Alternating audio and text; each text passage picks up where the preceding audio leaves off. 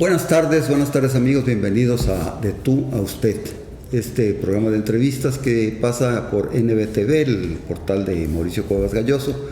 Hoy estamos de lujo como siempre, porque tenemos una querida amiga, pero además una respetable doctora en Derecho con una especialidad de la que hablaremos ahora, la doctora Namiko Matsumoto, presidenta de la Comisión Estatal de Derechos Humanos. Namiko, buenas tardes, gracias por estar con nosotros. No, al contrario, Sergio, para mí siempre es un placer acompañarte.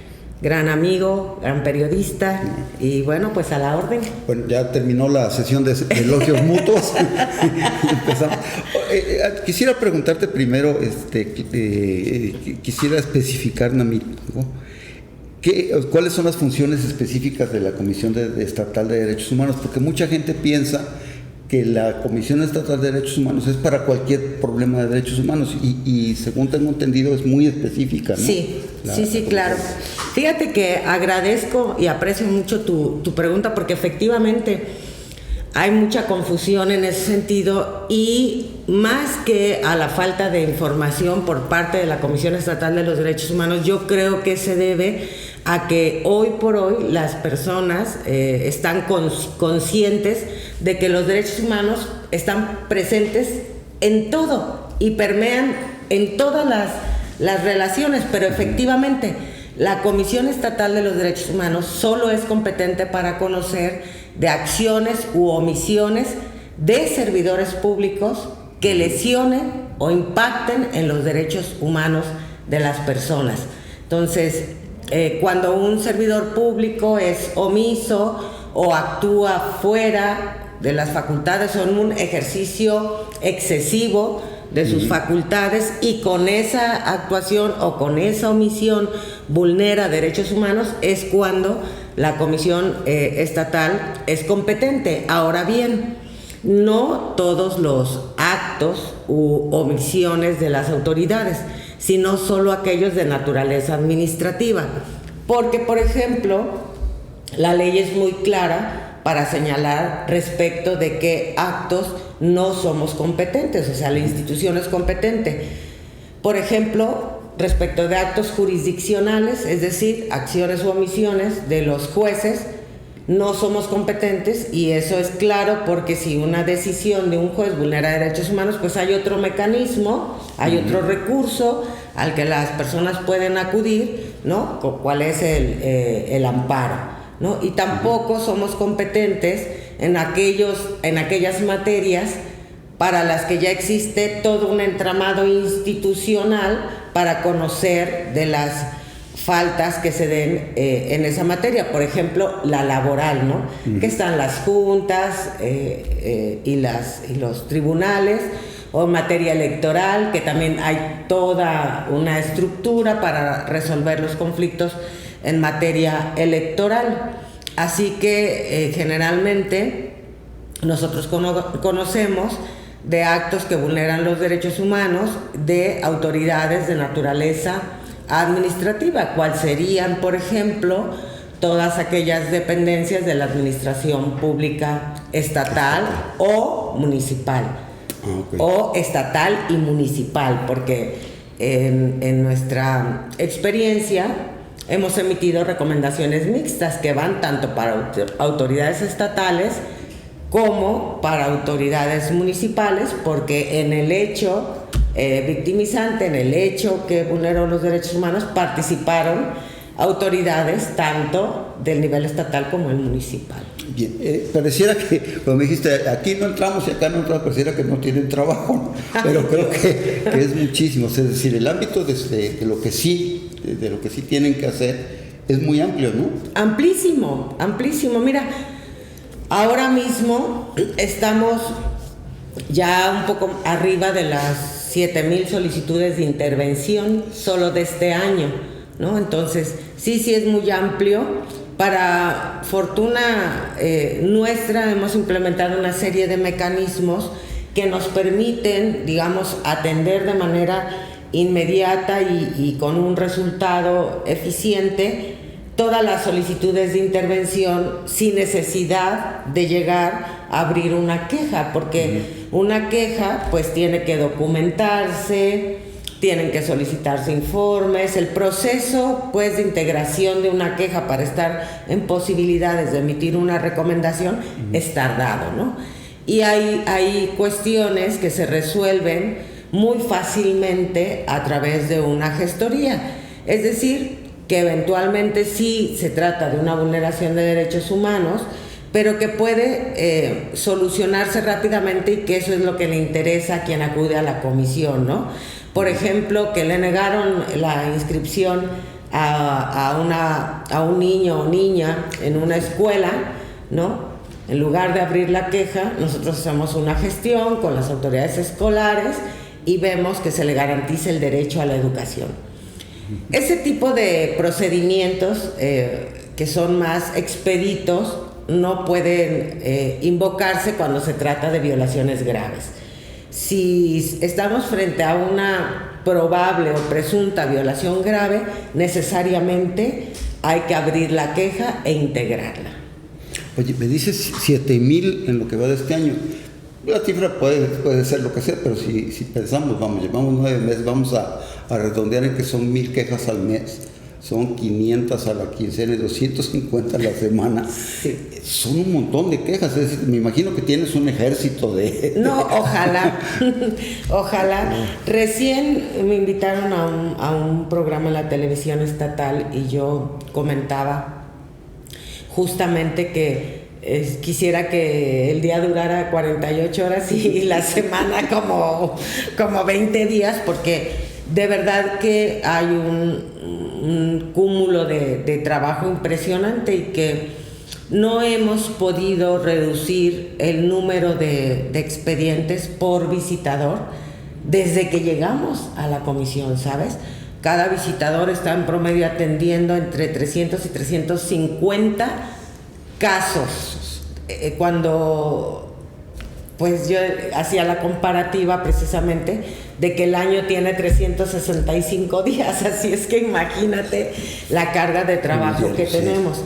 Y eso también pues nos obliga a todos de alguna manera a, si bien digamos en la estructura uno tiene cierto cargo, lo cierto es que por ejemplo tu servidor anda en todo, ¿no? O sea, en las búsquedas, en los acompañamientos, en todas las actividades y en todos los roles que se juegan ahí en la comisión, porque es imposible, ¿no? que una sea una presidenta de escritorio cuando la demanda de atención es tan amplia. Y luego decimos 7,000 casos, pero estamos hablando de 7,000 personas, ¿no? Y tal vez familias, ¿no? Exacto. Exacto. Tienes que dar, no es nada más que recibes un papel y lo pones por este lado, ¿no? Justamente te decía que hace aproximadamente 2 años se creó una unidad que se llama de primer contacto, justo para desahogar estos casos que abrir un procedimiento de queja en realidad entorpecería, ¿no? Que la persona reciba de manera inmediata una respuesta o el servicio que está solicitando. Pero lo que es real es que cada gestión, cada acompañamiento, cada asesoría, en fin, pues requiere de tiempo y de intervención del personal. Entonces, aunque no se abra el procedimiento de queja, lo tienes que atender el caso hasta que se desahoga y obtienes una respuesta de la autoridad. Y eso implica que esa persona, por lo menos ese día, se lo dedicó a resolver esa solicitud de intervención. Lo que implica, por supuesto, que ante la carencia del personal necesario, pues hay cosas que de pronto se tienen que detener para poder atender otras, y de verdad es que es una tarea muy, muy exigente. Para fortuna del organismo y de los usuarios, digamos, todos las personas que laboran en la comisión tienen como mucha claridad del gran compromiso que tenemos, el gran compromiso que significa trabajar en derechos humanos. Y yo la verdad es que aprecio mucho la entrega y el profesionalismo de todos mis compañeros. Por eso es que yo igual, digamos, en términos coloquiales, si me lo permites, pues me fleto a la par que ellos, ¿no? Porque me parece que no responderían las personas igual si vieran una presidenta sentada en su escritorio, nada más desahogando cosas, ¿no? Por escrito, cuando la realidad de las circunstancias de los derechos humanos pues exige ir en innumerables ocasiones al terreno, y que además las víctimas de alguna manera se sienten mucho más respaldadas por la institución si estamos ahí presentes. A eso agrégale que evidentemente pues hay muchas víctimas que no se sienten luego satisfechas solo con el hecho de que se reciba y se tramite su queja, sino que quieren personalmente hablar con el titular o la titular de determinada área, incluyéndome, y también hay que destinar un tiempo para escuchar de viva voz, ¿no?, lo que las víctimas tienen que decir. Fíjate, todas estas víctimas tienen problemas reales y fuertes, ¿no? Emocionalmente debe ser muy, muy difícil, ¿no? Porque es como un médico, vaya, un cardiólogo que está tratando siempre gente que está a punto de morirse, ¿no? Aquí, o sea, es todo el día problemas, ¿no? ¿Y sí, cómo le haces con eso? Pues mira, Perdón, te lo digo porque sé que tú eres una persona muy sensible. Usualmente no me importa. Usualmente, no me gusta luego hablar mucho de eso porque, indefectiblemente, ya sabes, se me quiebra la voz. Sí. Y sí, es complicado, es muy complicado.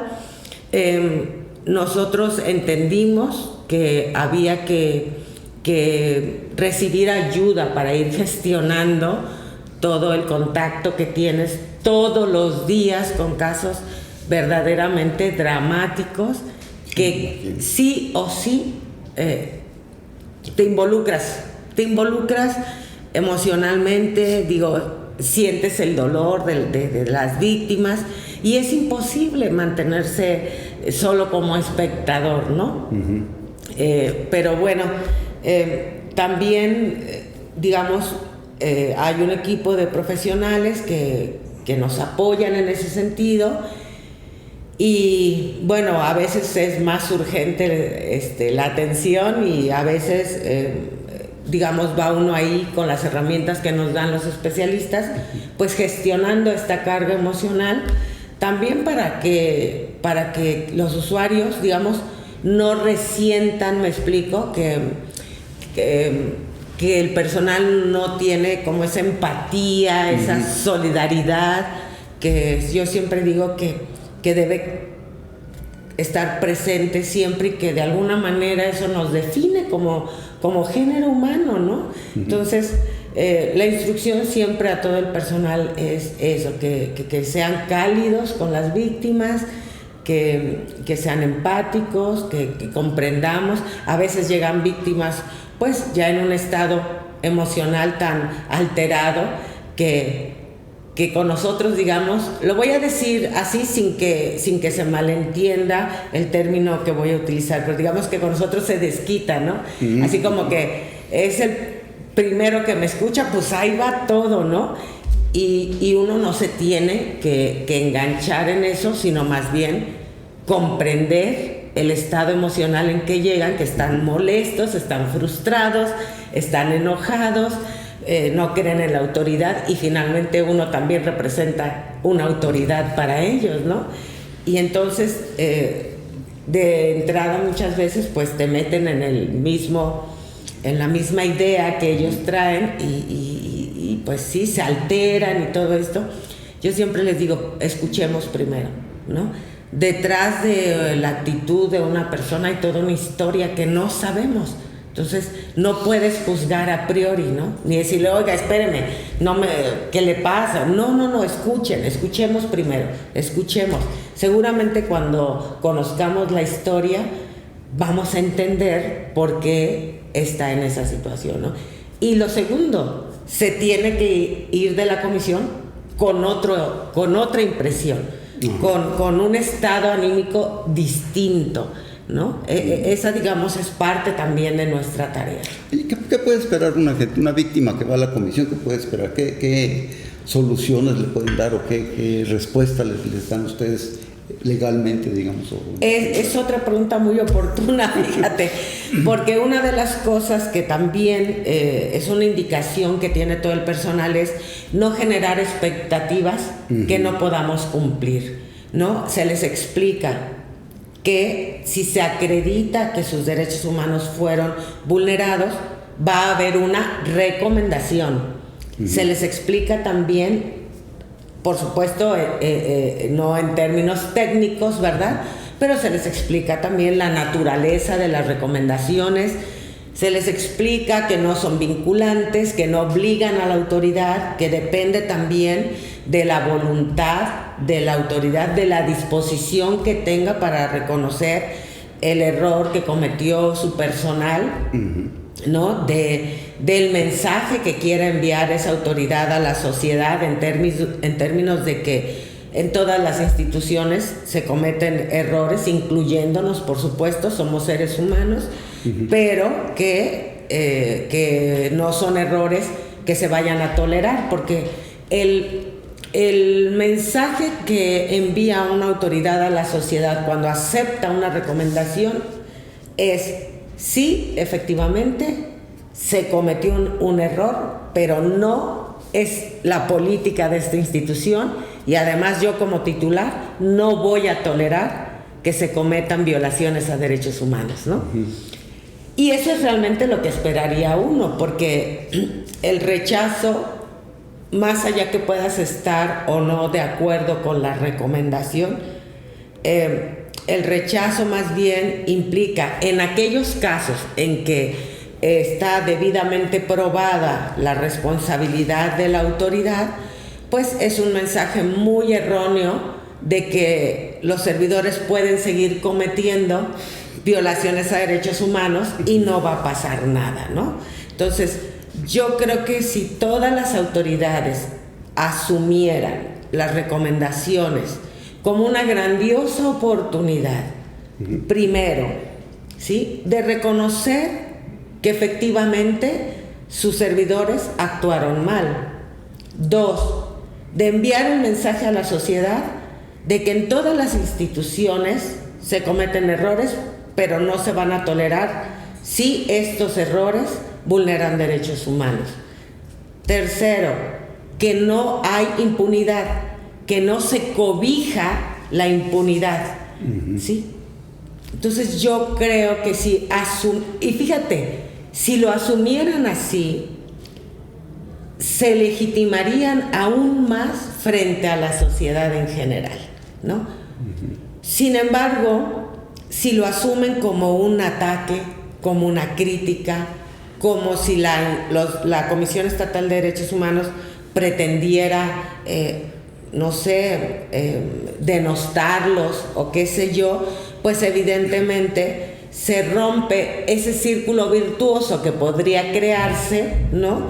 Y lo más grave del asunto es que se deja a las víctimas sin reparación, que además es un mandato constitucional la reparación. Sí, fíjate, un poco recuerdo cuando los generales victoriosos en Roma llegaban a Roma para que les ponían un esclavo que les iba diciendo: recuerda que eres humano, ¿no? Para que no se les fueran los humos a la cabeza. Yo creo que ustedes de alguna manera cumplen esa función, ¿no? Recuerda que eres humano y que cometes errores. Pero también yo siempre he pensado, bueno, y cuando terminaba el desfile que hacían con ese esclavo, yo creo que no lo iba muy bien, ¿no? Y yo siento no que me ayudes eso, por favor. Que yo tengo fe que siempre me vaya bien. Pero siempre lo van a ver como el malo, ¿no? Y otra, como si fuera la comisión la que está actuando en contra de, y no apoyando a alguien que es la víctima, ¿no? Claro. Será que, ay, vienen estos molestos de la comisión otra vez, ¿no? ¿Qué haces con eso, con ese ambiente? ¿Cómo lo manejas? Pues mira, yo cada que tengo oportunidad de dialogar con las autoridades, debo decirte que muchas tienen mucha disposición, por fortuna, ¿no? Muchas tienen buena disposición de este diálogo, de este intercambio, digamos, de opinión, de puntos de vista, de la construcción, yo diría, ¿no?, de puentes de colaboración efectiva, y eso se aprecia mucho.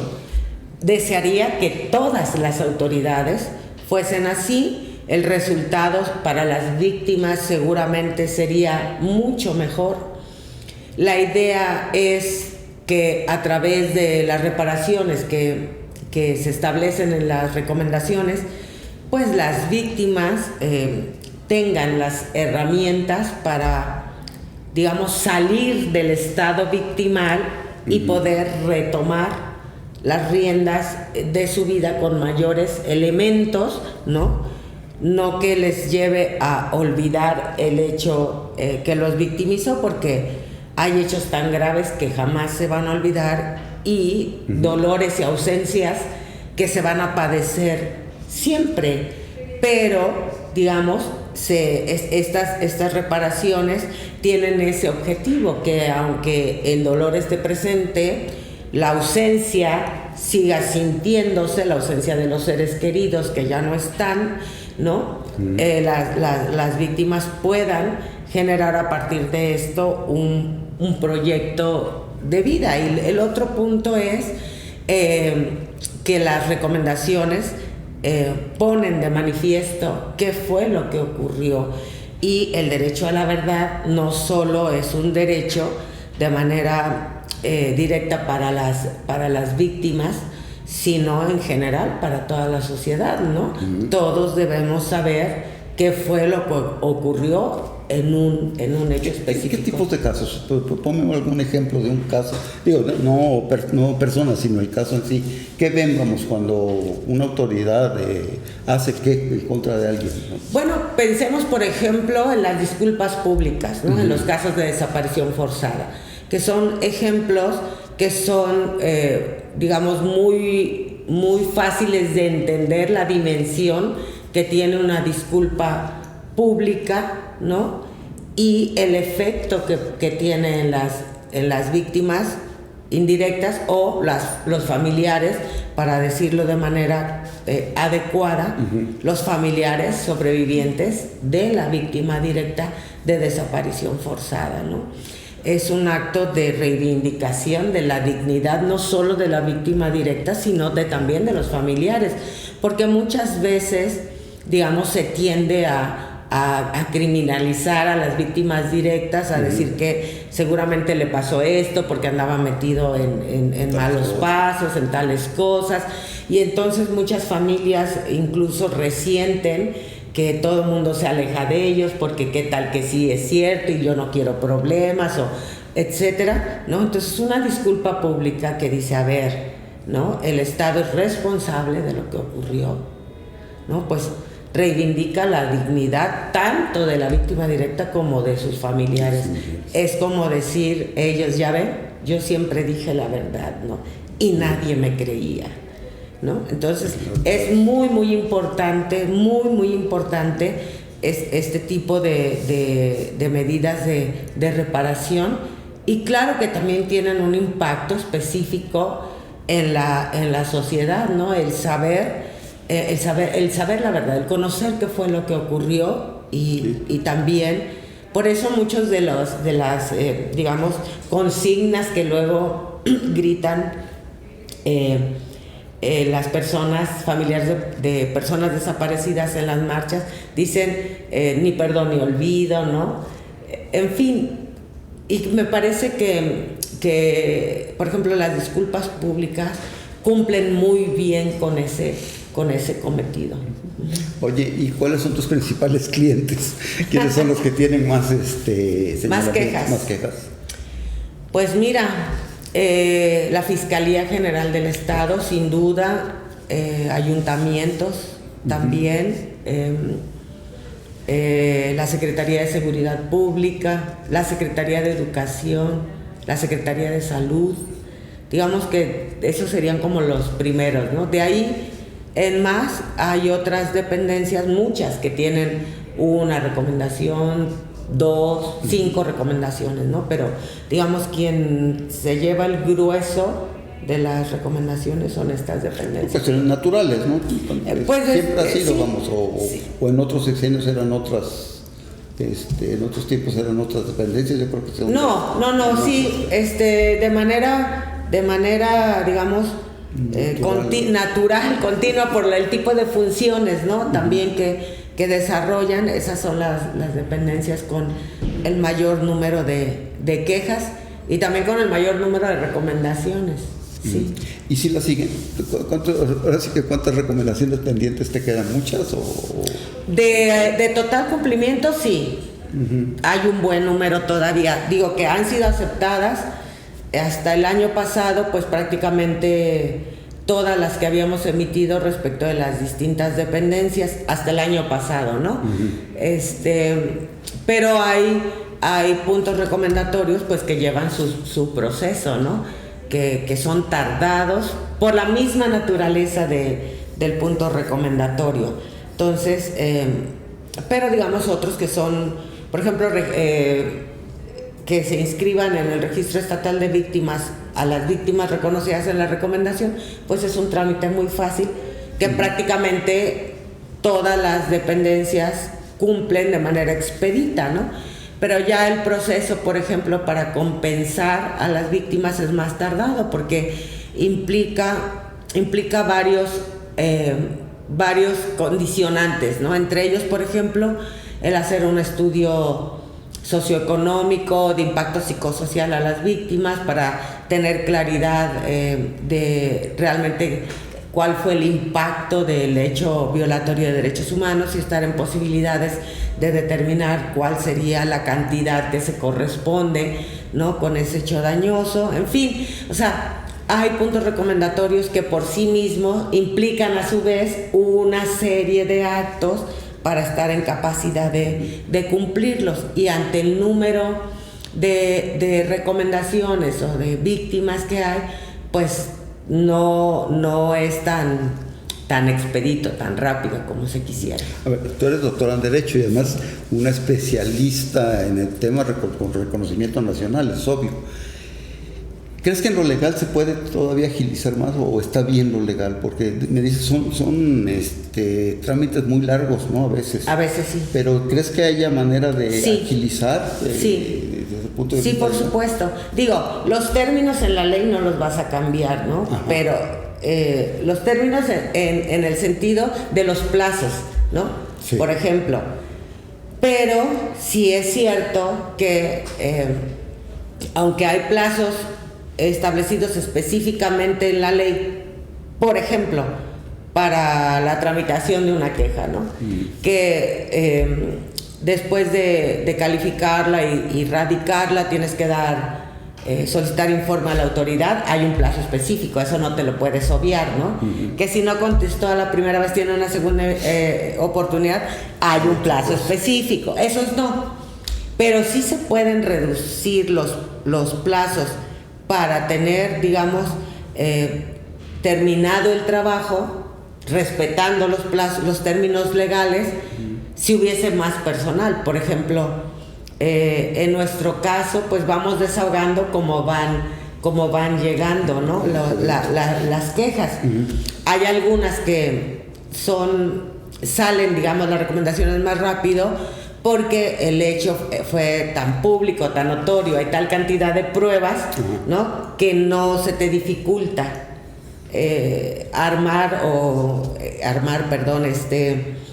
reunir todas las pruebas y estar en posibilidad de emitir una recomendación. Pero pensemos en una desaparición forzada, ¿no? O sea, es muy complicado, usualmente porque quien comete la desaparición forzada pues tiene todos los elementos a su favor para no dejar ningún vestigio de que eso ocurrió. Claro. Entonces, reunir el material probatorio, testimonios, si es que los hay, etcétera, pues es bastante complicado y bastante tardado. Y tú no, como institución protectora de derechos humanos, no puedes darte por vencido a la primera, ¿no?, cuando hay suficientes indicios de que ese hecho ocurrió, ¿no? Entonces, en fin, te digo, depende de muchos factores, pero sin duda alguna, si la Comisión de Derechos Humanos tuviera la capacidad presupuestaria para tener el triple de personal, seguramente sería menos complicado, ¿no? Pero también entiendo que esa también es una cuestión complicada en la circunstancia económica del Estado. Así que yo diría que con el doble ya iríamos un poco más de gane. Sí. Oye, bueno, el obvio derechos humanos siempre pensamos en la mujer, ¿no? La mujer es la más atacada, la más sensible. ¿Cómo está la cosa de la violencia de género con ustedes? ¿Son muchos casos? ¿Son los que más hay? ¿No? ¿Sí? Yo comentaba en un programa que me hicieron favor de invitarme, te mencionaba hace un rato, que este año ha sido como muy sui generis en ese sentido, porque respecto al año anterior aumentó considerablemente el número de quejas que involucran violencia laboral y sexual, y en todas las quejas que tenemos, salvo en una, me parece, todas las presuntas víctimas, digo hasta ahorita, ¿no? Se es víctima hasta que ya hay la recomendación. Antes es presunta víctima, pues son mujeres. Eso es pues es muy significativo para nosotros, porque sí, digamos, estamos viendo como una diferencia con relación a todos los años anteriores. Sí. Bueno, por lo menos que yo he estado ahí. Oye, y en el transcurso del año hay como temporadas donde hay más problemas, o es siempre una llegada de quejas cotidiana. Es cotidiano, sí es cotidiano. Es cotidiano, fíjate. ¿De veras podemos pensar que está subiendo esto, que está habiendo un problema o qué? Pues respecto de la comisión, mira, es que esa es una de las cosas que siempre es interesante que me pregunten, porque yo creo que no es a partir de la estadística que pueda tener la Comisión Estatal de los Derechos Humanos que pueda decirse si está aumentando o no, o está disminuyendo en su caso. No creo que pueda hacerse así. Te voy a decir por qué. Porque pasa igual con el tema de los delitos, ¿no? Hay muchísima gente que no denuncia, como hay muchísima gente que no pone queja. Entonces, no podríamos con toda certeza decir en función del número de solicitudes de intervención si ha aumentado o no, además de que menos confiable sería nuestro caso, porque en nuestro caso, digamos, se ha mantenido más o menos estable desde hace 7 años que yo estoy ahí, ¿no? Salvo un año en que sí tuvimos casi las 12,000, un poco más de 12,000 solicitudes de intervención en un año. El resto de los años hemos terminado igual con 10,000, ¿no? 10,500. Entonces, no, hay que pensar que no toda la gente pone queja por diversas razones, ¿no? Por temor, porque no le interese, porque no confía en la institución, porque eso puede suceder, ¿no? Simplemente se hagan una idea generalizada de las autoridades y decidan no poner queja, o en su caso no denunciar. ¿Cómo van ahorita con el gobierno? ¿Cómo es la relación? ¿Qué me puedes decir? ¿Es buena, mala, regular? ¿O es con algunas dependencias y con otras no? Yo diría que tenemos una relación respetuosa. Es una cuestión que siempre ha sido para mí como importante, ¿no? O sea, que nosotros finalmente dirigimos las recomendaciones a las autoridades. Como institución nos interesa que sean aceptadas las recomendaciones para que las víctimas sean reparadas, que es el fin último, ¿no? El fin último de todo este proceso son las víctimas, son los derechos de las víctimas. Y en aras de privilegiar esa que es nuestra función principal, yo me he ocupado siempre de generar puentes de diálogo con las autoridades, respetuoso, por supuesto, una relación institucional respetuosa, y con la mayoría de las autoridades se ha logrado, por fortuna, y con quien no se ha logrado es porque hay una negativa de la propia autoridad o no le interesa, ¿no? ¿Has mantenido la autonomía? Sí, por fortuna te decía que tiene que ver con estos procesos de acercamiento con la autoridad y de explicar cuál es nuestra función, cuál es nuestro papel, de que en el trabajo de la comisión no hay nada personal. Yo de hecho, como la novela, ¿no? O la canción, ya no me acuerdo si era novela o canción. Bueno, fíjate, no veo novelas, ni tiempo tengo. Pero sí nos hemos ocupado como institución de transmitir el mensaje correcto de cuál es nuestra función, ¿no? Yo a muchas de las autoridades que están ahora y de las pasadas, ni siquiera los conocía, sino a lo mejor quizá por los medios de comunicación, ¿no? Entonces... ¿No había llamaditas de recomendación del gobernador de que, oye, no, fíjate, te encargo? Siempre me preguntan eso y digo, no, por fortuna, lo digo por fortuna porque no dudo que quizá alguien en algún momento sintiera esa tentación, ¿no? Pero creo que no hay necesidad, porque te digo, el mensaje desde la comisión siempre ha sido muy claro en ese sentido con todas las autoridades. Y hasta ahora no ha ocurrido eso, y espero que no ocurra, ¿verdad? Porque no tendría por qué ocurrir, no hay ninguna razón para que eso ocurra, lo que no implica que no haya un diálogo, por supuesto que sí. Digo, muchas de las la mayoría de las autoridades a las que dirigimos recomendaciones juegan un papel central en su ejecución, y mal haría la institución y yo como su representante, ¿no?, en no tener un acercamiento y un diálogo.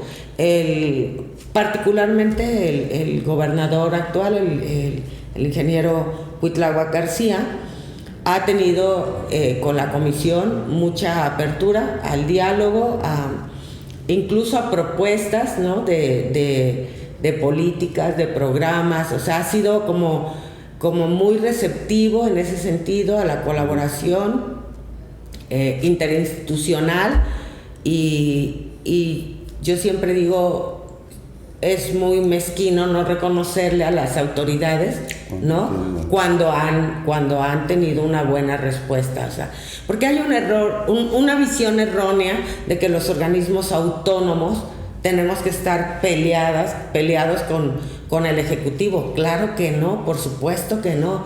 La herramienta más valiosa que se tiene es el diálogo y la argumentación.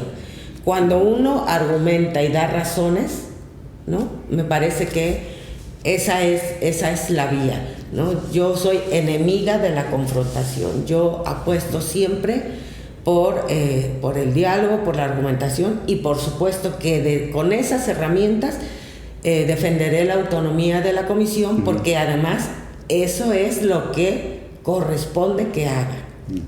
Se nos está terminando el tiempo. Una última pregunta es: ¿qué le podemos decir a alguien que tiene una queja? Porque hay mucha gente que dice, no, ¿para qué voy? No va a pasar nada, no sé qué. ¿Qué le dirías a la gente como para que... Que vayan, que acudan a la comisión? El trámite es muy sencillo, ¿sabes? En realidad es un organismo diseñado justo para no complicarle más los procesos a las víctimas. ¿Verdad? Es totalmente gratuito. Absolutamente gratuito. Todos los trámites que hace la comisión son gratuitos.